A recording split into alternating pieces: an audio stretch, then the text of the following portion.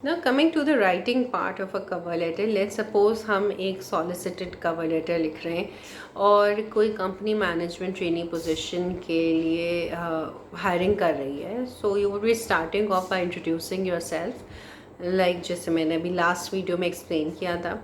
Then second paragraph में आप अपने जो भी एजुकेशन एक्सपीरियंस आपका था, जो टेन्योर था आपके 4 साल की डिग्री का, उसमें आपने जो कोई प्रोजेक्ट्स किए होंगे जिसने कोई वैल्यू ऐड की होगी, जिसने आपको कोई लर्निंग दी होगी, वो आप एक्सप्लेन करेंगे सेकंड पैराग्राफ में.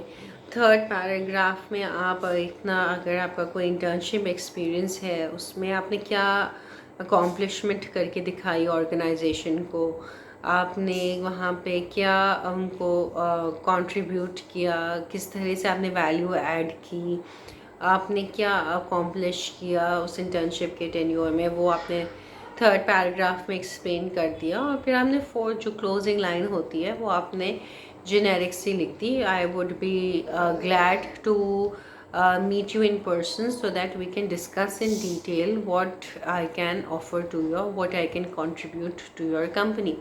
इस तरह से करके आपने क्लोज कर दिया. So actually first paragraph would be your introduction, that is I comma my name Sameen Wasif.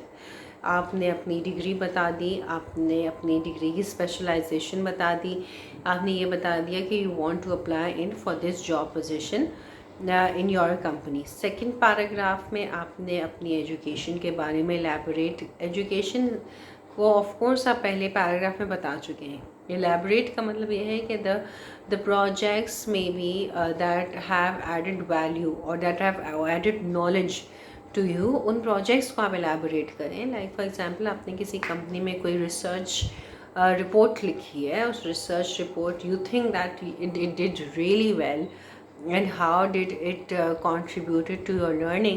So you would be focusing on that in the second paragraph.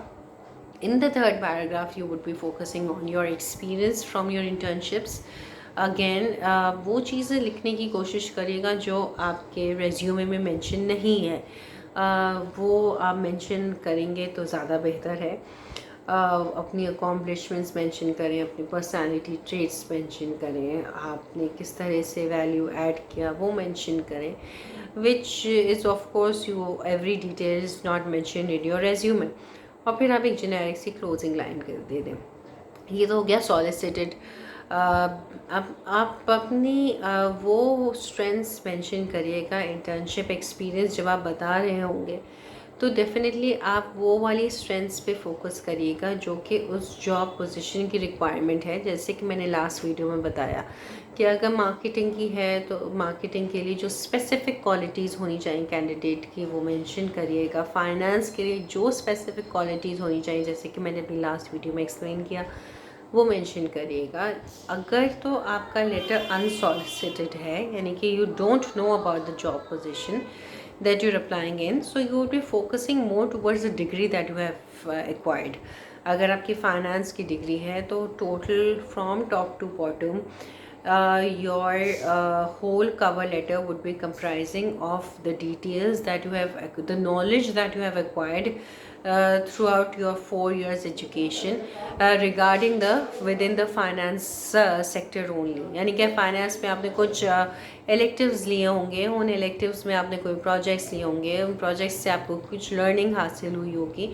तो अगर आप फाइनेंस रिलेटेड जॉब के लिए अप्लाई करें तो ऑफ कोर्स इज़ बेटर कि आप finance related ही trades आप बताएं उसमें, ताकि the employer would get attracted and he would be calling you in for an interview. ठीक है, इस तरह से.